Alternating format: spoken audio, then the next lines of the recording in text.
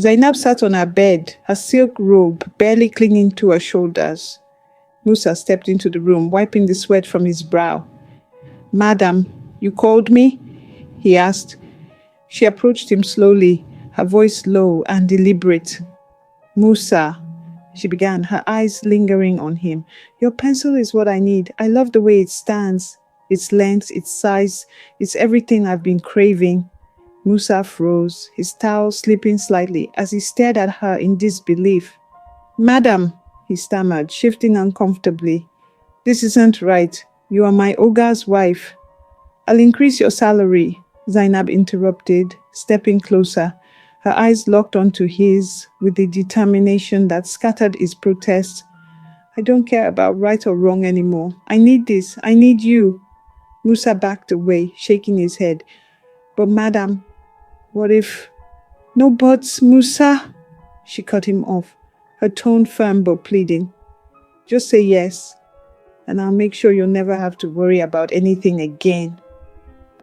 The grand ballroom shimmered with gold chandeliers and delicate floral arrangements. The scent of roses and lavender filled the air.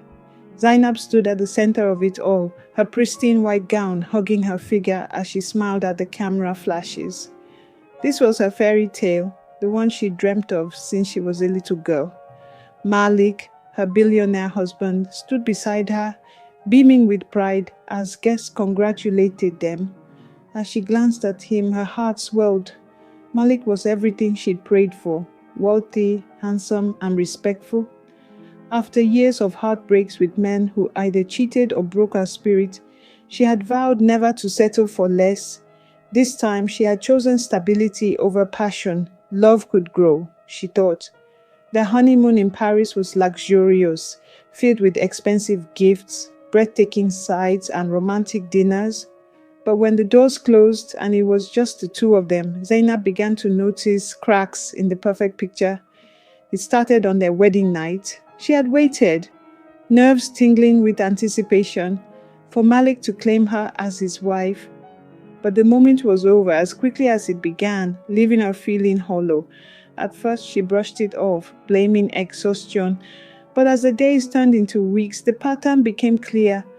Malik's small pencil left her yearning for something more. One night, unable to bear the silence anymore, she turned to him in bed.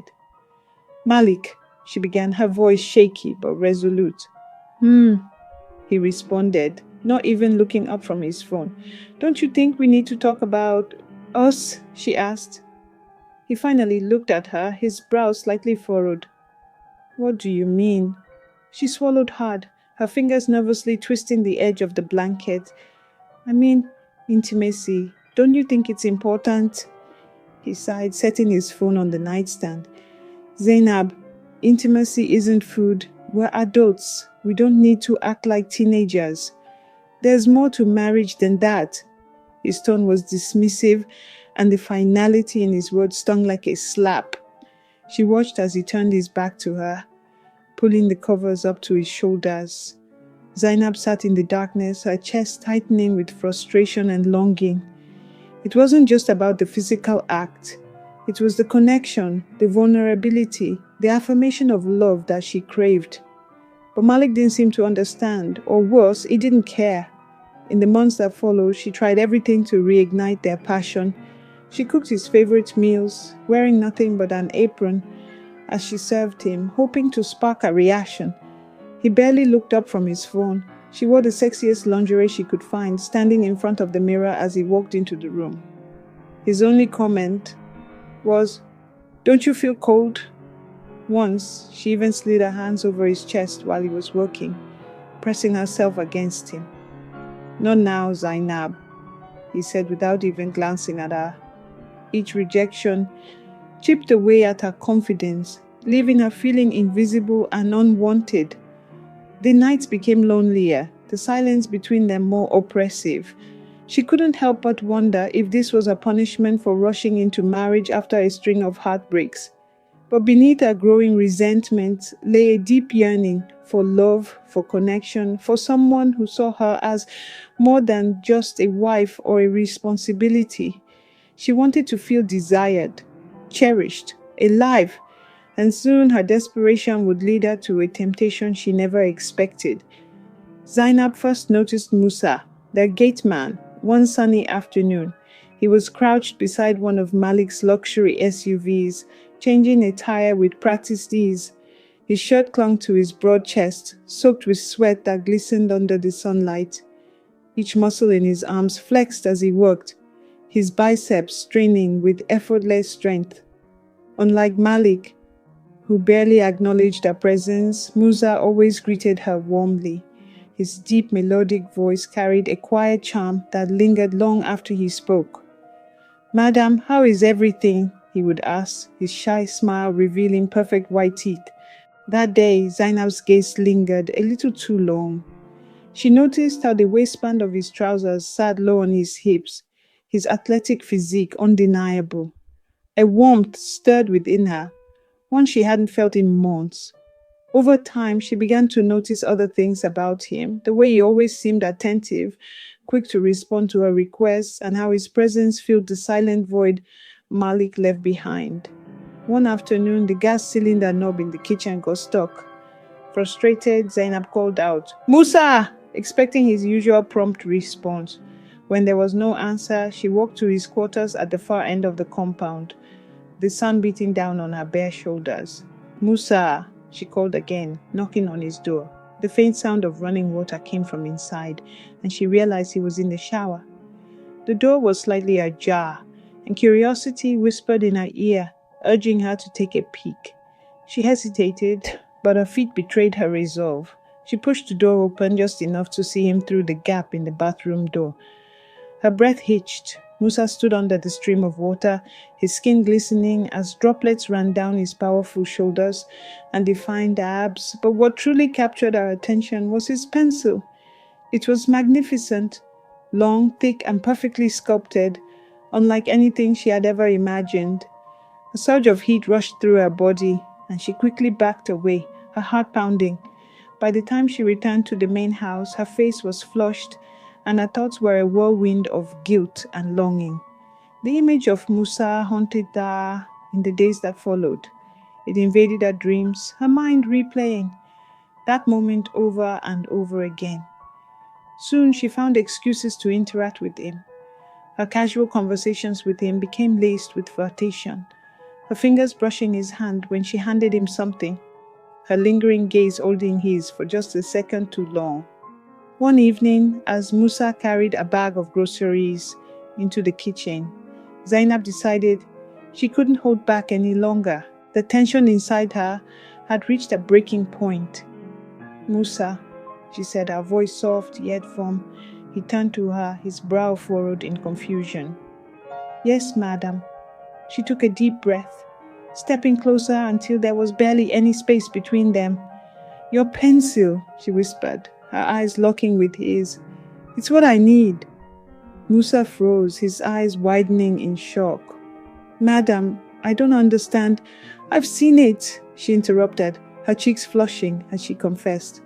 "That day, in your bathroom, I saw it, and it's everything I've been missing." Her voice dropped lower, trembling with desire. "I need you, Musa." His gaze darted to the floor, his Adam's apple bobbing as he swallowed hard. "Madam, this is wrong. You are married to Uga." She stepped even closer, her hand brushing lightly against his chest.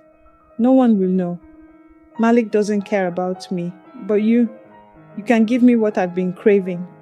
"Madam, please," he began, but she cut him off, her fingers sliding down his chest, lingering near his waist. "You are the only one who can make me feel alive again." Musa's resolve wavered as her touch ignited something deep within him. His breath quickened, his body betraying his hesitation. That night, when the house was quiet and the world outside seemed to stand still, Zainab invited him into her room. What began with hesitant touches quickly turned into an explosion of passion. Musa was everything Malik wasn't: intense, attentive, and eager to please. For the first time in years, Zainab felt truly alive, her body trembling under the weight of a satisfaction she had long forgotten. As their affair deepened, Zainab found herself addicted to the fire Musa ignited in her. She knew it was wrong, but every stolen moment with him felt like reclaiming a piece of herself. The affair continued in secret, each encounter more intoxicating than the last. Zainab knew she was treading on dangerous ground, yet she found herself unable to resist.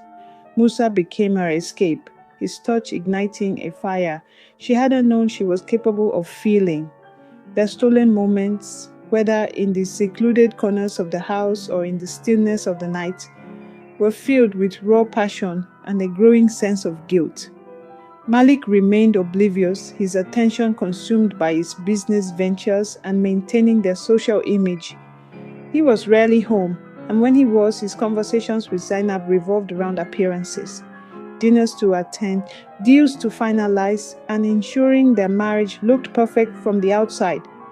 To Zainab, it felt as though he cared more about his reputation than about her. Months later, Zainab's world shifted when she began experiencing nausea and fatigue. A visit to the doctor confirmed what she already suspected. She was pregnant. The revelation sent a wave of mixed emotions through her. Was the child Malik's or Musa's?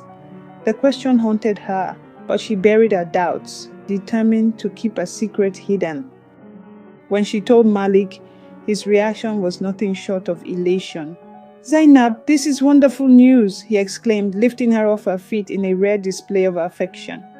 He immediately began making plans, hiring the best decorators for the nursery and calling friends and family to share the announcement. Malik's joy was infectious, and soon the house was abuzz with preparations for their child's arrival. He spared no expense, organizing a grand baby shower at a 5-star venue. Guests marveled at the opulence, praising Malik for his generosity and Zainab for her radiant glow. "Finally, I'll be a father," Malik said proudly, raising a glass during his speech. "This child is a blessing and proof that hard work and faith pay off. To my beautiful wife, Zainab, you've given me more than I could ever ask for."